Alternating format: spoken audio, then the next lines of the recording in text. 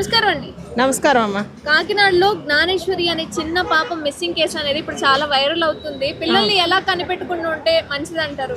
పిల్లల్ని జాగ్రత్తగా చూసుకోవాలి ఇప్పుడు కాలాన్ని బట్టి. కొద్దిగా చేయిజారి పిల్లల్ని వదిలిపెట్టినా ఆమె ఆడుకుంటుంది లేని వదిలేసి వెళ్ళిపోయి పనులు చేసుకున్నా కూడా పిల్లలు మిస్సింగ్ అవుతున్నారు. ఏ రకంగా అయినా మిస్సింగ్ అవుతారు అన్నమాట. దొంగల వల్ల అవుతున్నారు, పక్కింటి వాళ్ళ అవుతున్నారు, తోడబుట్టిన వాళ్ళ వల్ల చెప్పుకోకూడదు కానీ కొన్ని దుర్మార్గాలు నడుతున్నాయి. అందుకని పిల్లల్ని జాగ్రత్తగా చూసుకోవాలని నా అభిప్రాయం.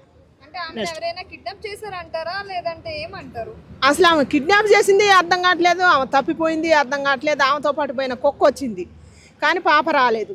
పాప ఎటుపోయిందో అంత మరి దైవానికి తెలియాలి. బాగానే గాలిస్తారు గవర్నమెంట్ వారు కూడా, పోలీసు వారు.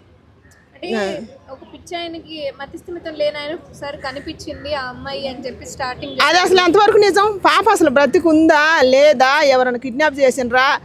అసలు పాప అడవిలోకి వెళ్ళిపోయింది. 40 ఎకరాల పామాయిల తోట అంట. అసలు ఎటు వెళ్ళిపోయిందో తెలియట్లేదు. అక్కడ పుట్టలు ఉన్నాయంట. మరి అసలుకి ఏం జరిగిందో తెలియదు. గాలియటం అయితే విపరీతంగా గాలెత్తండ్రు పాప గురించి. అయినా పాప ఆజుకి దొరకట్లేదు. పాప క్షేమంగా తిరిగి రావాలని మనం అందరం కోరుకుందాం. అంటే సుమారు ఒక 1000-1500 మంది ఇట్లా గాలింపు చర్యలు అనేవి చేపట్టారు. డ్రోన్లు ఎగురుతున్నాయి పైనుంచి.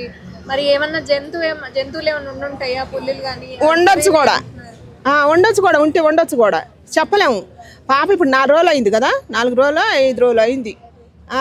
ఇంతమంది గాలింపు చర్య చేసినా కూడా ఎక్కడ ఏదో ఒక మూలం దొరకాలి కదా. తప్పిపోతే అడవిలోనైనా కానీ అంత 40 ఎకరాల పామాయిల తోటలో ఎటో ఒక పక్క అయినా ఉండాల్సింది. అసలు ఇంతవరకు ఆజుకి లేదు. పాపని నాకు తెలిసి ఎవరైనా కిడ్నాప్ చేసారేమని నేను అనుకుంటున్నా. అంటే ఇప్పుడు పిల్లల విషయంలో ఎంత జాగ్రత్తగా ఉంటే అంత బెటర్ కదమ్మా. పిల్లల విషయంలో జాగ్రత్తగా ఉండాలి కానీ ఇప్పుడు తల్లిదండ్రులు జాగ్రత్తగా ఉండలేదు. కొంతమంది జాగ్రత్త తీసుకుంటారు కానీ కొంతమంది తీసుకోవట్లేదు. అవునమ్మకంగా జాగ్రత్తగా బేఫరుగా వదిలేసిపోతే పిల్లల భవిష్యత్తు ఎట్టినా ఇదవుతుంది. ఇప్పుడు పాప వాళ్ళ నాన్నమ్మడు పోతుందిలే అనుకుంది. పాప ఎటు తప్పిపోయింది? ఆమె చూడలేదు, వాళ్ళ నాన్న చూడలేదు. పాపని ఎవరైనా కిడ్నాప్ చేసింది తెలియదు. ఇప్పుడు పాప అదే తప్పిపోతే ఎక్కడో ఒక్కడ దొరికేదే కదా. 40 ఎకరాల పామాయిల తోట, అంత అడవిలోనే తప్పిపోతే దొరికేదే.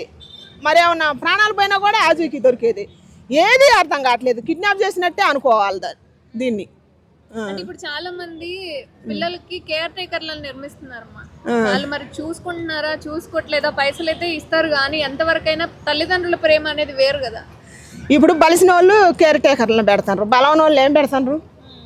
పిల్లలను కానీ పారేసి అక్కడ ఎవరి స్వార్థం. ఇప్పుడు నా శ్వాస లేసాం, నువ్వు కాసేపు చూసుకోవాలి, నేను కాసేపు చూసుకోవాలని ఇప్పుడున్న ఈ తరం. అప్పుడు 9-10 మందిని కన్నా కూడా తల్లి ఒక్కతే చూసుకుంది, తండ్రి ఒక్కడే చూసుకుంటూ. ఇప్పుడు చూసుకుంటారా? ఒక్క పాప పుట్టినా కూడా ఇద్దరికి భర్త భార్యకి పోటీలు వస్తున్నాయి. ఆమెకు ఒక పని మనిషిని పెడుతుంది. ఆ పని మనిషి జాగ్రత్తగా చూసుకుంటుందా? చూసుకోవట్లేదు వీళ్ళు. దానివల్ల కూడా చాలా ప్రమాదాలు అవుతున్నాయి కదా. స్కూళ్ళల్లో కూడా, అంగన్వాడీ టీచర్లలో కూడా మొన్న ఒక ఆమె టిక్కీ తలిగిస్తుంది పాపకి. ఎన్ని జరుగుతున్నాయి, ఇన్ని అనర్థాలు జరుగుతున్నాయి. కాబట్టి దయచేసి పిల్లల పట్ల జాగ్రత్త తీసుకోవాలని కళ తల్లిదండ్రులని కోరుకుంటున్నాను నేను.